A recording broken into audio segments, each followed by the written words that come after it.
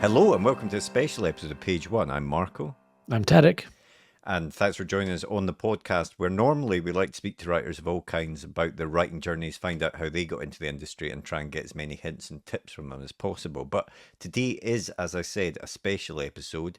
We're actually chatting with two industry heavyweights about a new writing prize, specifically for science fiction and fantasy, called the Andromeda Award. That's right. We're being joined this episode by Clare Conville of Conville and Walsh Agency and Byrd Leavell of UTA. It's one US, one UK agency to talk about the Andromeda Prize. So, Marco, what is the Andromeda Prize? Yeah, so the award is, as I said, for science fiction and fantasy writing, fully complete. You need to have it complete up to 120,000 words. First prize is $5,000. Second prize, I think, is $3,000, and one of the CB creative courses, of which many of our guests have been on, of course. So they're obviously massively useful. And third prize is 1,000 and another of the CB creative courses. But it's as we discuss with Clare and Byrd, it's great to see an award in this genre, because often literary awards are maybe skewed more towards the literary end of the scale or the crime type of writing as well. So we wanted to speak to them, find out more about this award. The deadline for the award, if it does sound of interest, is December the 18th. So make sure you've got your entries in by then. But we will get straight into it now, and it's a really fun and interesting chat with both Byrd and Clare, and we hope you enjoy it. On with the podcast. Thank you both for joining us today to discuss the Andromeda Prize. I thought we could start by letting you tell us a little bit about yourselves and your journey to becoming an agent. Clare, would you like to start? Gosh, I'm quite old, so it's quite a long journey. But I had an absolute passion for books. I started reading very young, at the age of 2 or 3, and first started working as a children's book publicist and then subsequently publisher, and then became an agent about 30 years ago. Set up my own company about nearly 25 years ago, and I've done my best to find and agent and promote the best writers across all genres, men and women and in between, and to find as big an audiences as possible for my writers. I have to tell you what a pleasure it is for me. It's continuously amazing to me that I get to work with Clare, right? And that we're here doing this podcast, because I just adore her. And I started in publishing in 2000. I grew up on a farm in Virginia. We're all book nerds that end up in this world. And I didn't know that you could be a literary agent. I know it was a profession. And then once I realized that, I never had a plan B. And I came and I found a job as a secretary. I was 21 years old, working for an agent named Michael Carlisle, and bounced around, and fast forward 24 years, which is amazing to me. And now running a department with Christy Fletcher here at UTA. We have 20 agents and we sell 200 books a year. And we work with Curtis Brown and with Clare's Conville and Walsh, and it's remarkably how it's worked out, both with Johnny and with Clare, that I get to work with them both.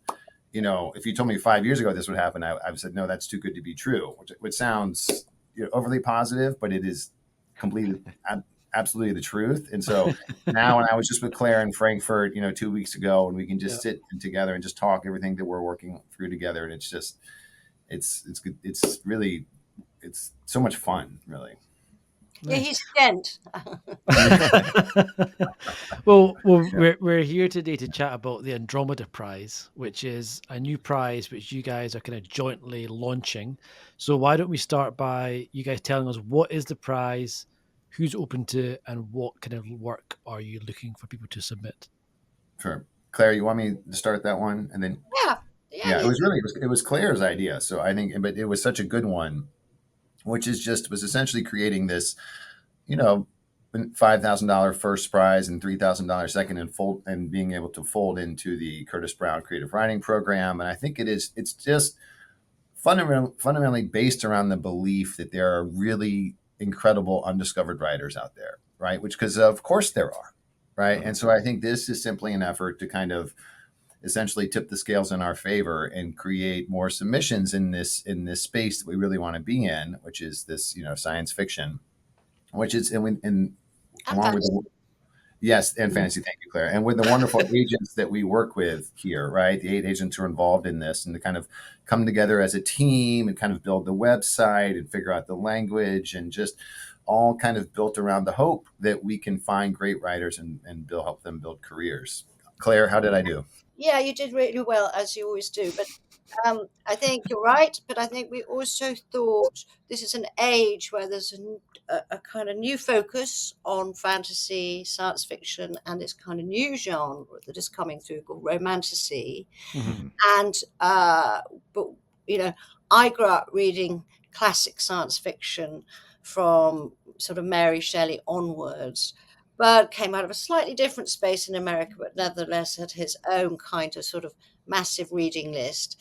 So we discovered this kind of mutual passion for the form, and it's a very expansive and unusual form, I hesitate to add. And it seemed like a sort of perfect storm in a way, that we aligned to create something that was about the future, was about supporting young writers and young talent, but drawing on and remembering some of the greatest writers in the English language and beyond of the last 75 years.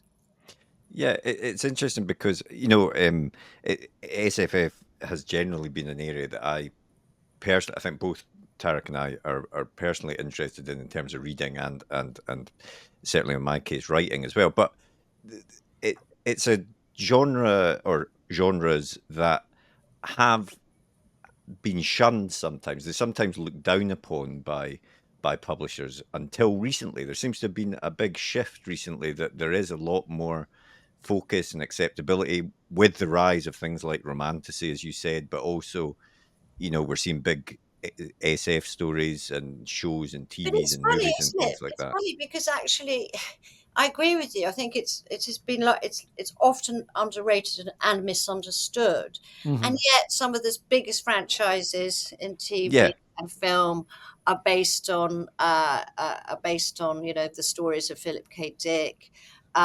It's been hugely influential in literary fiction with the work of, say, Doris Lessing, who won a Nobel Prize, or Ursula Le Guin. Mm-hmm.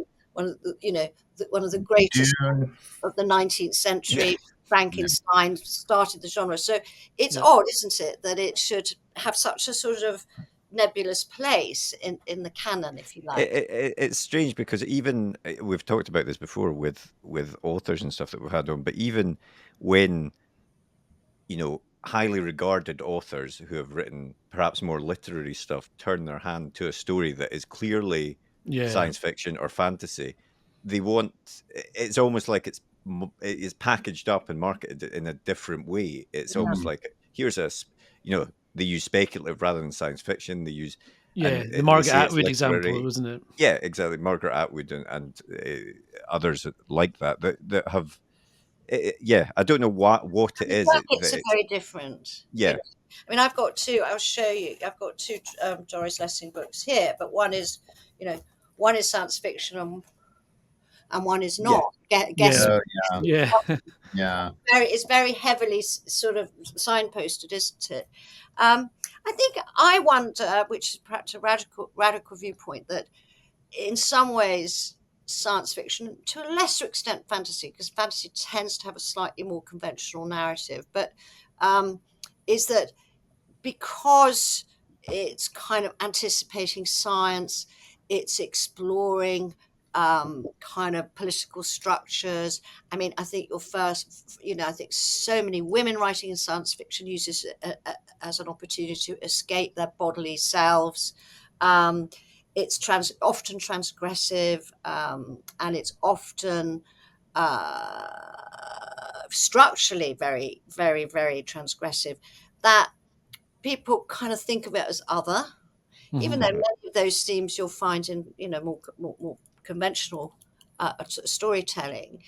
But it is, June is one of my favorite books, and I love the film series at the moment, but really that it was written at a time when eco-activism was coming to the fore in the late 60s, early 70s. So it can sit in a kind of a moving space. Do you know what I mean? And I think for the more traditional reader, it maybe asks too many questions sometimes.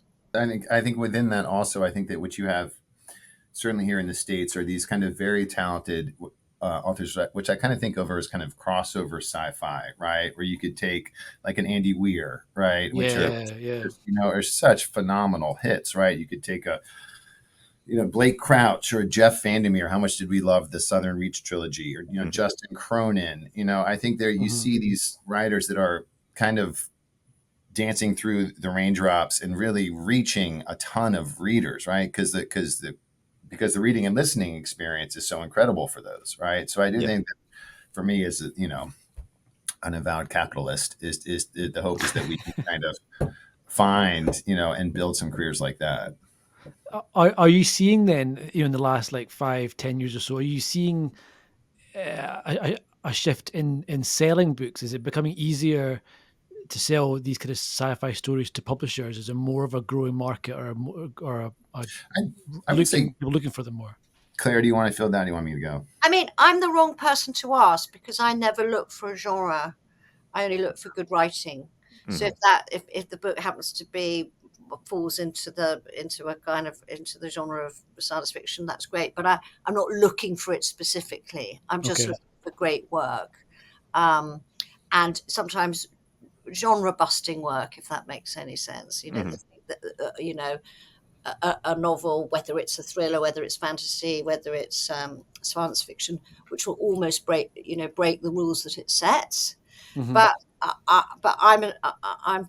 there are other agents who will probably be more focused about across. I mean, and also it's such a broad genre. Do you know what I mean? I mean, it touches so many different aspects of writing. I mean, some people would argue I represent a writer called Matt Haig, who's very successful internationally. That some people argue that's about time traveling and it's speculative. And funny enough, in his new book, which will be coming in a couple of years, there's some elements of what am I trying to say? There are elements of kind of Einstein and multiverses and also. But in the end, I didn't take Matt on because of that. I took him on because he's just a brilliant writer who touched my heart.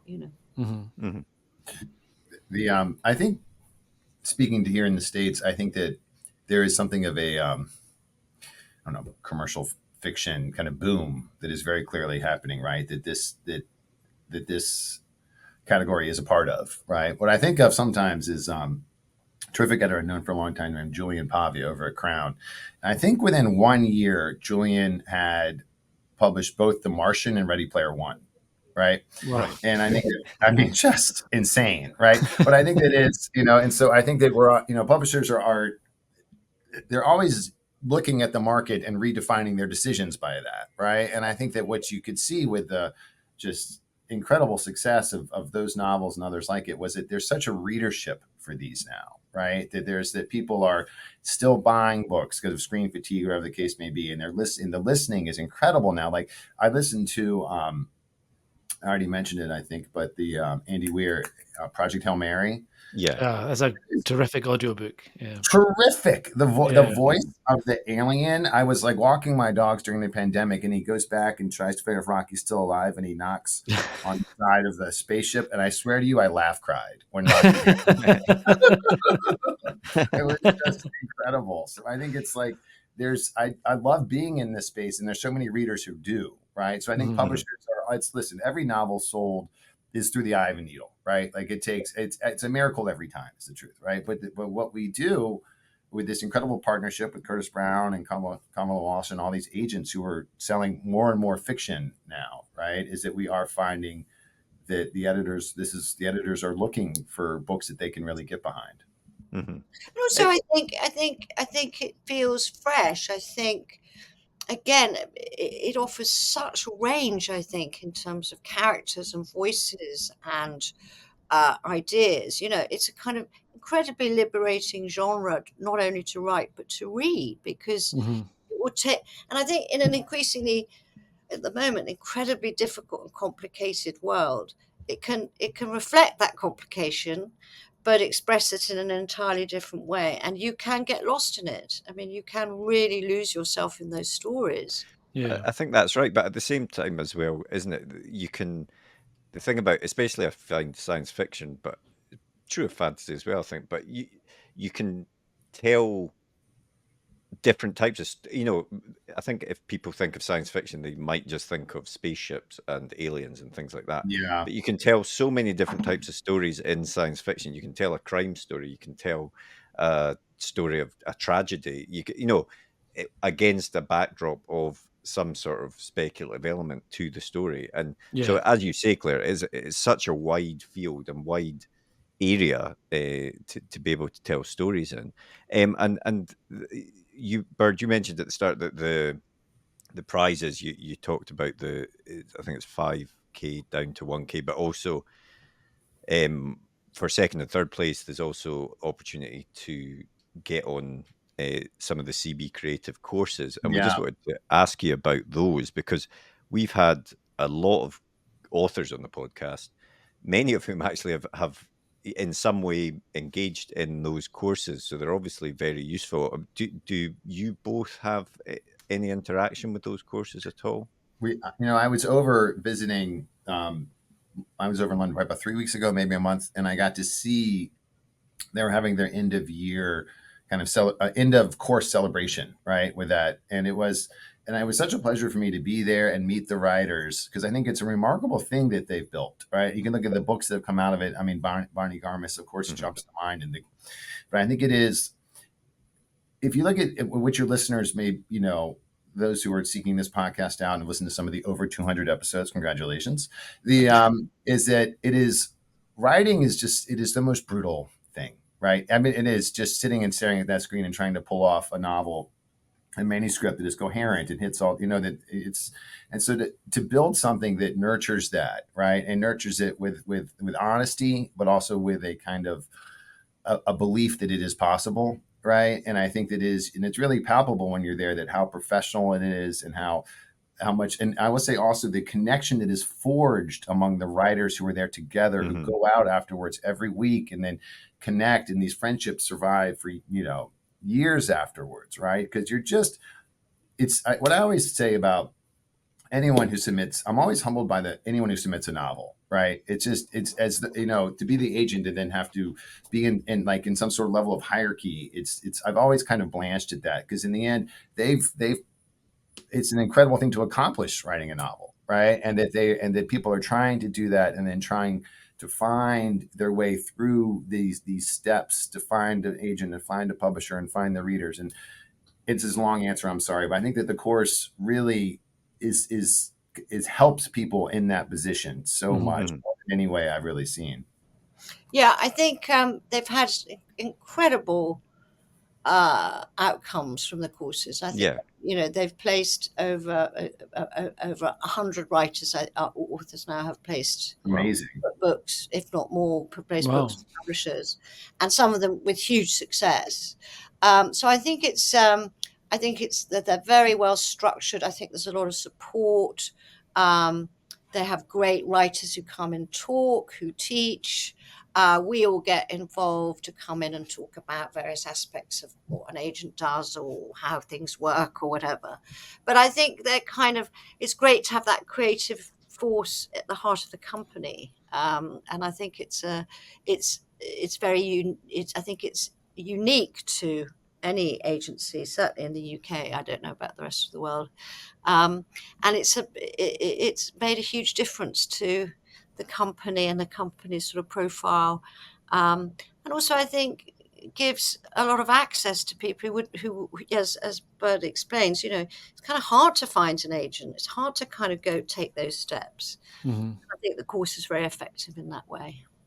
And I think it was great when they heard about, when Byrd and I start talking about the Andromeda. It was great. Anna, who runs the creative writing schools that came in and chatted and said, we'd love to get involved and we'd love to help.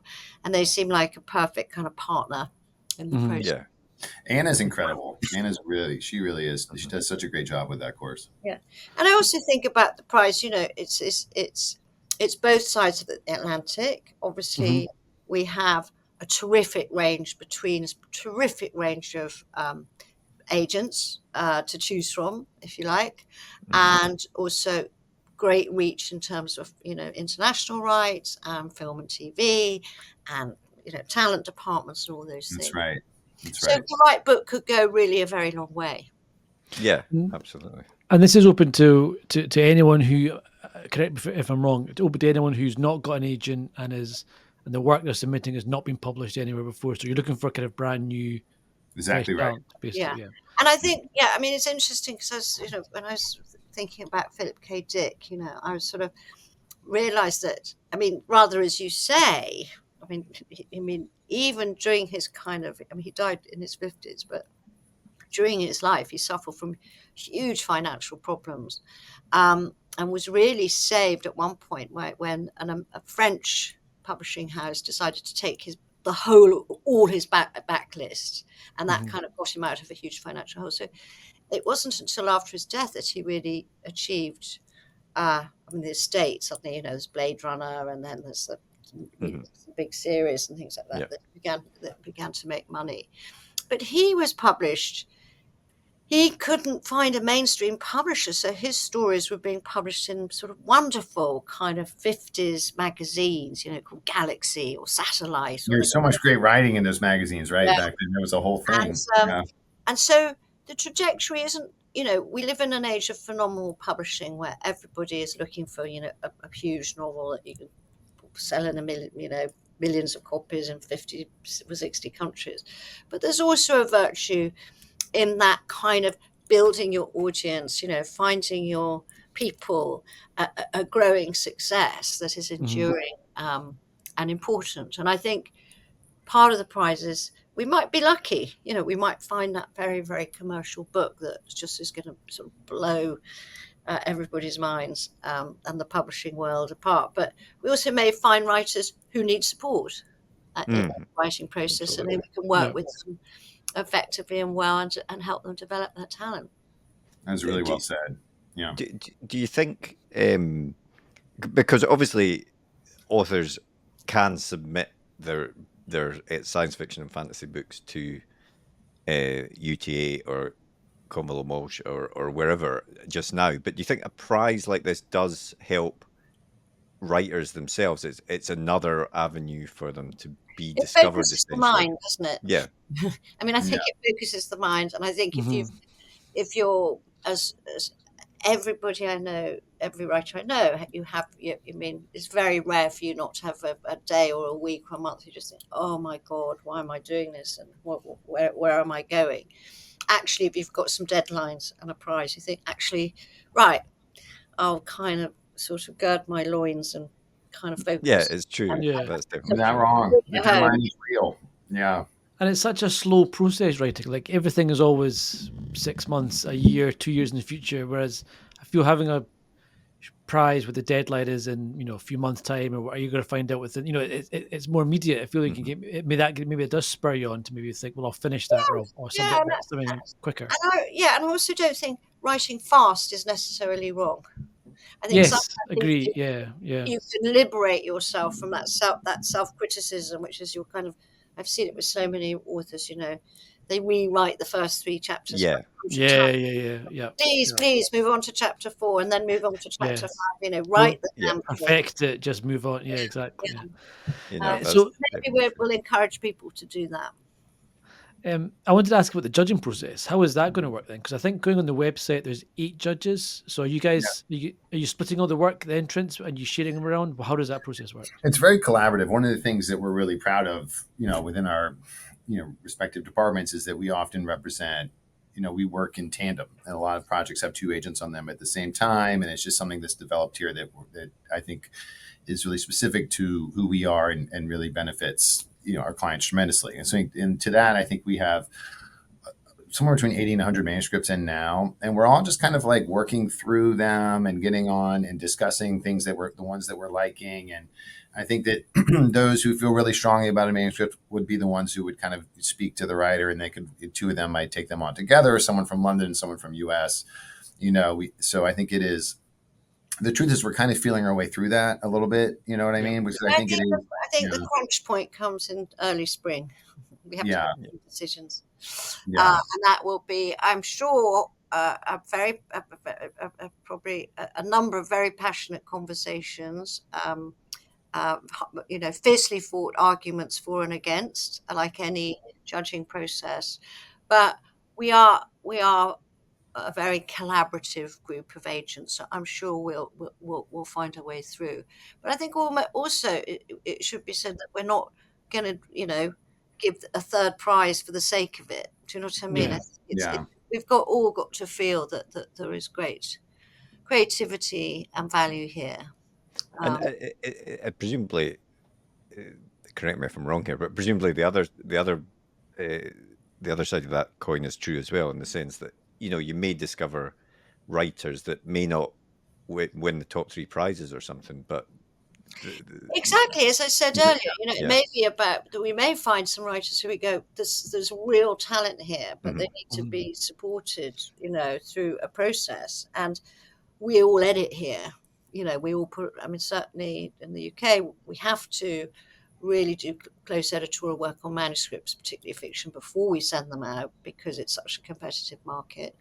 And we're prepared to work, sometimes we'll work with a writer for 1 year to 2 years before taking that book, submitting that book to publishers. That's not unusual for us.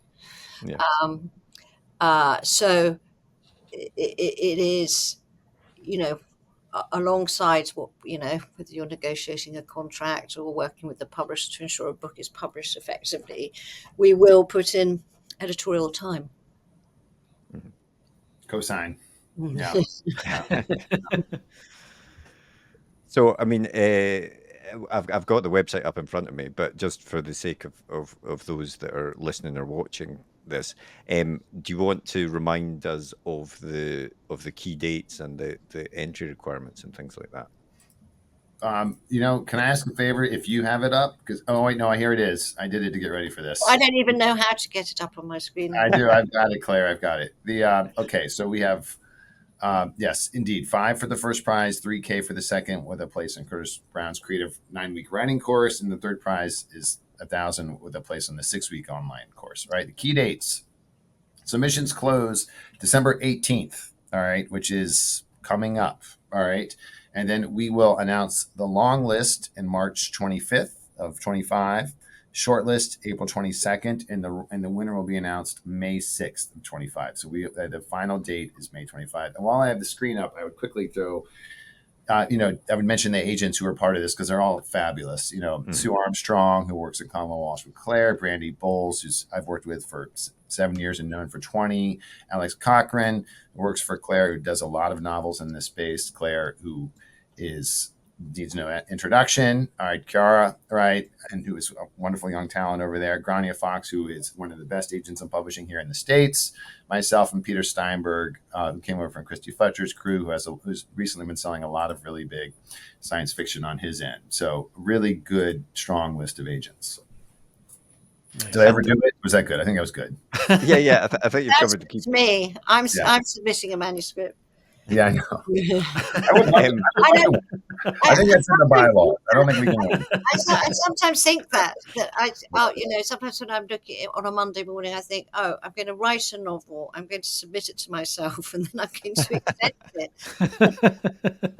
There's definitely that's a story. There's a story there. An agent who pretends to be an author who edits their own work under a fake name and gets a big deal.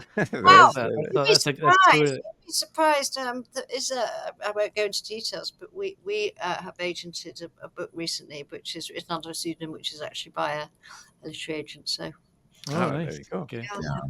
And I suppose it differs slightly from what I was saying earlier about just submitting it to an agent, because normally that would be the 10,000 words or opening 3 chapters or whatever. But I think I'm right in saying, just looking at the rules here, that it's the full manuscript that you're submitting. What I think you get, well, to be fair, most fiction you can't sell unless it's a work of genius. You can't sell fiction on three chapters. No, absolutely, yeah. But what I will say is this: I get probably 3,000 submissions a year.